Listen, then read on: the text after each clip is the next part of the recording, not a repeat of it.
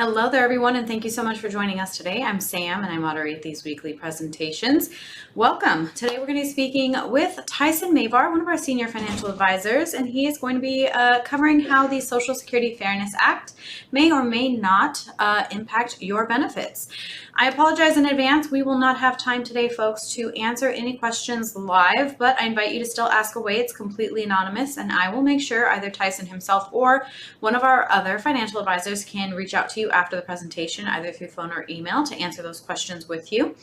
Throughout the webinar, you are going to see me entering some links. They're going to pop up on your screen. You can click on those. They're going to guide you to some very valuable resources we have available for you, one of which is simply going to be the link to book an appointment with one of our financial advisors. This is a free appointment you can use to speak to one of our advisors, 15-minute block of time. It is completely free. You can get started on your retirement plan. You can get updated on your retirement plan.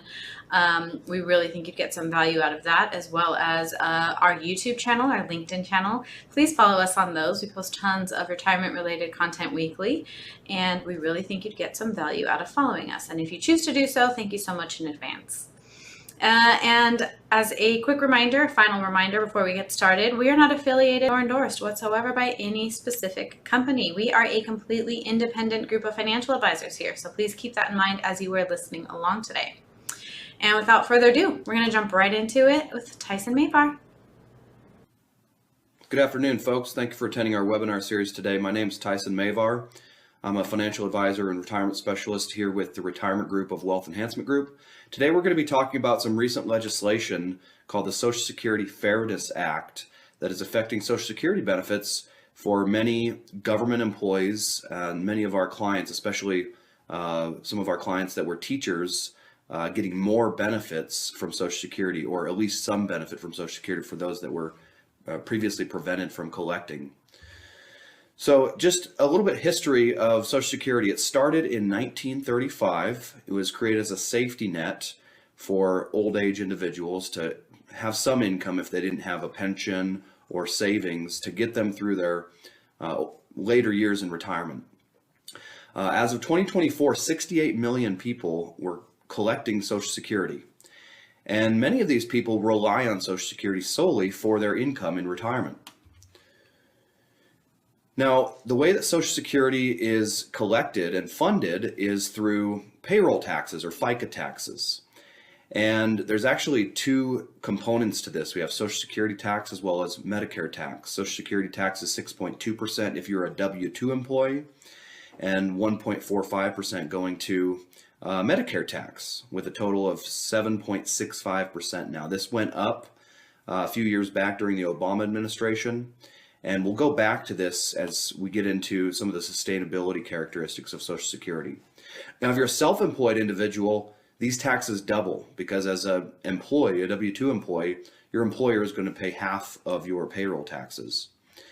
It's also important to note that as of 2025, the maximum wage base is $176,100 per year, meaning that if you make more than this, you will not be paying Social Security tax on the amount above this threshold that you make. However, Medicare tax does not have a ceiling. So regardless of how much money you make, you're going to be paying that 1.45% of your income for Medicare tax as a part of your FICA taxes. Now, the way that they calculate, let's just give an example. Somebody who's making $100,000 per year, they would pay $7,650 in FICA taxes per year. Some of that going to Social Security, some of that going to Medicare. And if you're self-employed, that amount is going to double. And if you make more money, that number is going to go up to a certain point for Social Security, but an unlimited amount for the Medicare tax. Now, the mechanics of Social Security have changed over the years. Currently, there are roughly 184 million people paying into Social Security. But that's changed quite a bit over time. Back in 1950, there was 16 people paying into Social Security for every one person collecting Social Security. And that has come down to only 2 people paying into Social Security for every one person collecting Social Security, which has created problems for the sustainability of the Social Security fund. And if you look at this table here, the number that we focus most on is OASDI. So this is old age security and disability insurance. That is the fund that pays into Social Security and disability benefits. And that number that we're seeing there, 2035, reflects the year that is projected for this fund to be depleted. Now, that doesn't mean that all Social Security and disability payments will stop during that year. But if these projections actually play out, we would likely see some discounts to Social Security and disability benefits as soon as 2035. And we don't know exactly how much that would be, but this is creating an incentive for a lot of people these days that are concerned about our friends in Congress actually figuring out a solution to this, to actually start their Social Security benefits earlier to get as much money as they possibly can before some potential problems exist and potential discounts are applied to Social Security and disability benefits. Now, to qualify for Social Security, you have to have 40 quarters paying into Social Security, or effectively 10 years paying into Social Security. And the earliest you can start collecting Social Security is age 62, at least on the workers' benefit. It's possible you could collect earlier if you're on a disability situation. But for most people, that's the earliest you can collect. And your full retirement age, which is effectively when you no longer have any issues having earned income and Social Security at the same time. If you collect Social Security prior to your full retirement age, which could be 66 or 67, depending on your birth year, it's possible you could have discounts to your Social Security if you have additional earned income while collecting Social Security prior to your full retirement age. So not just workers can collect Social Security, but if you are a spouse of somebody who paid into Social Security and qualifies, or a survivor married to somebody who passed away but qualified for a worker's benefit of Social Security, then you can also qualify for benefits. Now, whether or not you qualify is a function of which benefit we're talking about. The spousal benefit, typically you're going to have to be married for at least a year to qualify for benefits. Even if you divorce somebody who had a worker's benefit, it's likely that you could qualify. Normally you have to have 10 years of marriage to qualify for your ex-spouse's Social Security benefit. And survivors, I believe it's only 9 months that you had to be married to somebody to collect on the worker's benefit of a spouse who is deceased. So there's additional benefits from Social Security that need to be considered, need to be planned for, and that are going to be potentially affected, and what we're going to talk about related to the Social Security Fairness Act in just a moment here. Now, this act was signed into law January 5th, 2025, very recently. And this act, what it's doing is repealing both the Windfall Elimination Provision and the Government Pension Offset, two provisions of Social Security that would reduce or completely eliminate folks' ability to collect Social Security if they had paid into Social Security or were married to somebody who paid into Social Security. So we'll talk about how this impacts. Something that's also important to note is that if this applies to you, they are going to back pay through January of 2024 if you start collecting benefits. So not only will you either see an increase to your benefit or the creation of a new benefit that you might not previously have had, but you're going to also be eligible for back pay as far back as January of 2024. So Windfall Elimination Provision.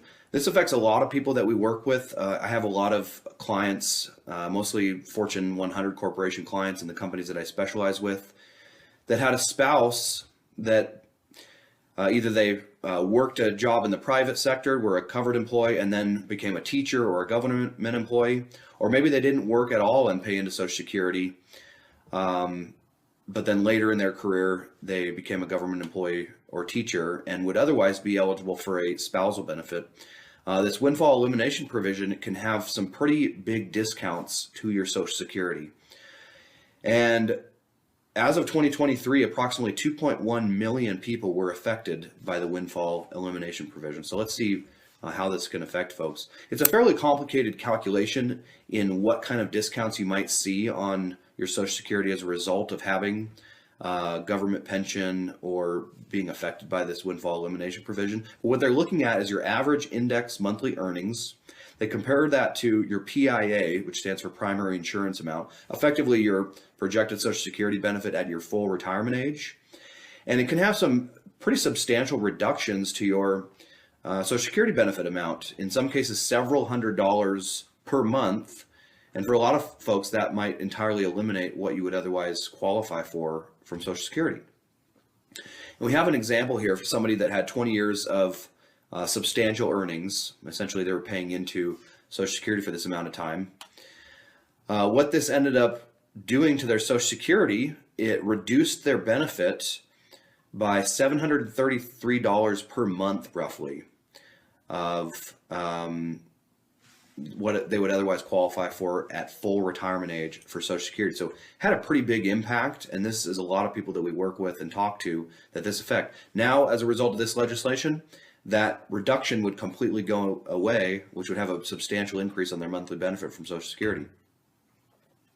There's another provision that was eliminated as a result of this legislation called the Government Pension Offset, or GPO. And this primarily affected folks that qualified for a spousal benefit or would otherwise have qualified for a spousal benefit, but was being reduced because of their employment as a government employee or potentially as a teacher, which is most of the people that we talk to affected by this. So the same applies to the government pension offset as the Windfall Elimination Provision. If you are discounted on your Social Security as a result of this, not only will you get potentially an increase to your benefits, but you will get back pay through January of 2024 once you turn on your benefit or are making Social Security Administration aware of this government pension offset.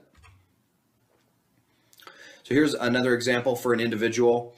They had a retirement benefit, which was a combination of their government pension as well as Social Security, of $1,300 per month, $900 from their non-covered pension, and $400 a month from their Social Security benefit. So in this person's case, their GPO reduction was $600 per month. So their normal Social Security benefit would have actually been $1,000 a month.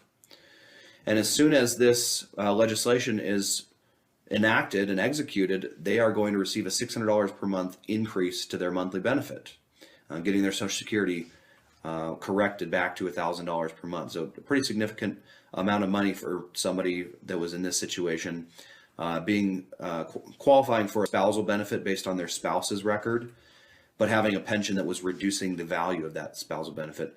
Not shown on here, what that would also do is increase their survivor benefit. So if they outlive their spouse, they're actually going to have a continued increase on their allowance to the survivor benefit beyond the lifetime of their spouse. Now, unfortunately, what we found in doing this retirement planning for many, many years, 74% of Americans do not have a written plan for their retirement. We believe this is unacceptable, just given how many companies, including ourselves, are happy to do this for you on a complimentary basis. We have a complimentary cash flow analysis where we'll walk you through your current retirement plan sustainability, and we'll make suggestions on things you can do today to have a more sustainable retirement plan. It might be developing a different Social Security strategy, and it might be improved as a result of this recent legislation. But we want to take into consideration everything in your financial plan for retirement.